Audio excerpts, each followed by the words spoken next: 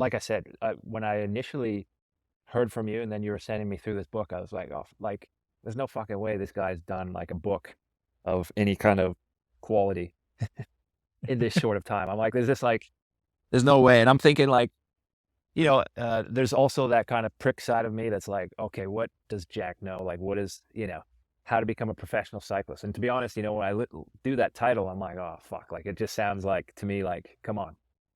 But then, Yeah. and that's just, I'm going to say, like, honestly, that's the prick side of me that's just like very judgmental. And then I had to listen and I was really fucking impressed, like, really impressed. And I think the biggest one for me was the fact that every time you kind of came out with like a typical kind of Jack saying or some kind of like thing where you're very like, you've always been that way. Like you always like have this super confidence, which is awesome. But to an older guy like me, like after a time of knowing you and all that, it can also be annoying.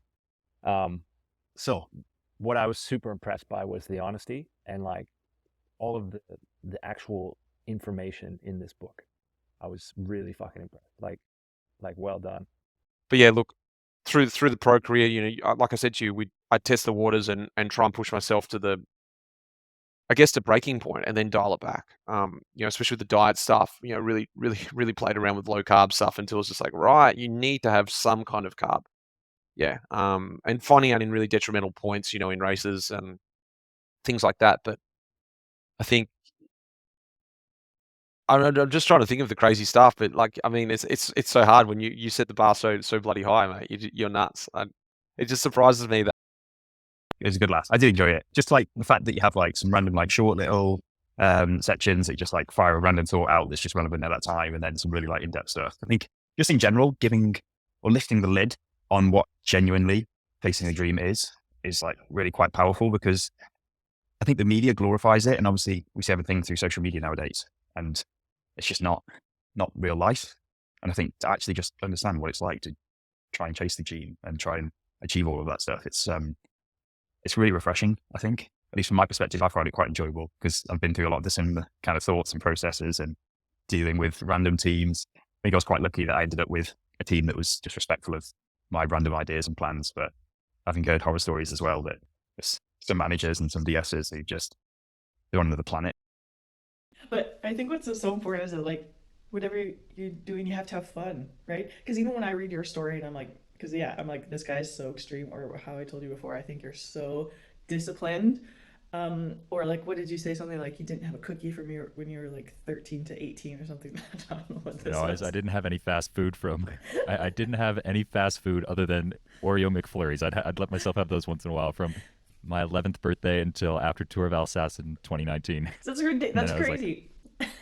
Because I eat cookies every ride that I ever do. But anyway, and so there's just like points where it's like, oh, if I did all the things that you did exactly in your, like if I used your book as a training guide and I just copied exactly, I would be so burnt out and sad because it's not like what like is my burning desire was like so fun. But then you flip that around and anyone that would copy exactly what I did would also probably not have like it doesn't translate exactly into the same results. You have to like live through life and you have to figure out the moments that what's going to be hard for you that you can manage that's going to make you better, and then what's also just like the stuff that's going to be really fun. I agree 100% because like for me it doesn't seem like discipline, but like I just like having that structure in my life. Like I just find my brain works better that way. But the whole having fun thing, like that's why I got really lucky to have Svein as a mentor, because I love like the stuff that I found fun was doing these like crazy days in the mountains or like sneaking onto the ski trails in the middle of the night and stuff like that. But everyone else would look at me like I'm a space alien when I talk about this like cool idea that I have for like a camping trip or something like that. And then Swain's doing like way more crazier stuff than me. And I'm just like, okay, so like he made it, like, so clearly I can, maybe this will work. Maybe I can make it work. Maybe it'll work. Yeah. So yeah, no, I had way too much fun with it. Yeah, it was a really good book. Yeah, I really not surprised because I know you're an intelligent guy who can also tell stories that it is interesting to listen to, But no, really, it's a nice, really nice written book, and I think you didn't leave much behind. Good. Appreciate that, man. What parts did you like? Or what were your favorite parts? Well, for me, I like the crazy anecdotes, like how much you did with training. Just for me, that you can always do more or whatever, if you hear that from others. And I like the thing with the skiing. That was my favorite chapter because I never heard that from you. So that was I knew you were like doing Chris what do you say, cross ski Cross-country cross skiing. cross country skiing, exactly. But I never heard that story. That was funny. And then also for sure, like the Utah story before you went to Utah, how crazy you went then with the shower, that you had to sit in the shower. And those stories I knew already. But that's mighty impressive always to hear. Yeah. Well, I mean, it's definitely a lot of that stuff is like the stupid thing to do, and you look back on it, it's like, Jesus Christ, like, what the hell, man? But then, like, I just wanted to tell those stories because I know it was motivating for me when I heard those stories from other people, being like, okay, I'm not going to do what he did, but it's like, okay, it still like fires me up to hear it. Yeah. Also, as well as if you have to do 6 hours and you did 10 hours or 11, then it's sort of like, man, that guy did twice as much as your longest day. So what are you whining about that it's 6 hours raining? Something like this as well. I mean, some of when I, like your situation when you first went to Europe, and it's like, yeah, all in and trying to make it happen with like so little, like you're just like trying to get by. And I just think of like some of my scenarios when I first was trying, or like living out of a van for the first couple of years when I was in North America to like, yeah, make it work. But also at a point, like when I read it now, I'm like, oh my gosh, that seems so exhausting. And even like if I had my own story, if I had to do that again, I probably would be like, oh, right now that might feel really exhausting, but that's because either you're older or now you've had like better resources, or even like the apartment that you have now with the great view. And so even when I read it, it's like, yeah, when you're kids or when you're younger, you just are so stoked to be there and like participate in whatever is happening. So yeah, that's pretty funny. Or all your very like in Canada, the skiing at night.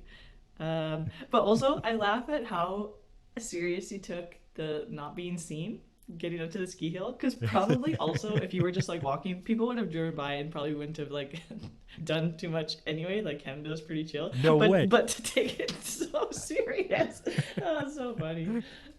I'm not a rule breaker. This was like a big deal for me. I'm like, oh no, they're gonna call the police. I know, that's the thing. It's like more of a big deal to you than it was to like any of the cars that were driving by. I thought that was pretty funny. Oh, but you should have seen when I finally got caught in the 5th year. This guy's face when I told him that I've been doing this for 5 years, and he's just like, "You're the guy." The way he exploded, it was so funny. But oh man, but hey, no, but everyone hears those stories and then they think I'm crazy. But all I remember is the first time we met in person. I think it was before Bergen World Championships. Yeah. And we were riding, and we're just riding beside each other, and you start telling me about what you're doing, and you start telling me you're living in a tent on a truck, like going up to Alaska and stuff. I'm like, what the hell? Like, okay, like my stuff is really vanilla compared to the stuff that you and Svein have for stories. My stuff is like tame. Like I went home and showered and slept in my own bed every night. You're telling me about sleeping in a truck in the middle of nowhere. But yeah, it was really good, and I think there was so many things that I could relate to myself. That mindset. And some little curveballs you threw in there too. I was like, yeah, okay, like the Goggins stuff. I was like, yeah, nice. Like I didn't see that coming, but then actually when I heard you speak about him, I'm like, actually, yeah, you're totally such a Goggins guy. Myself included.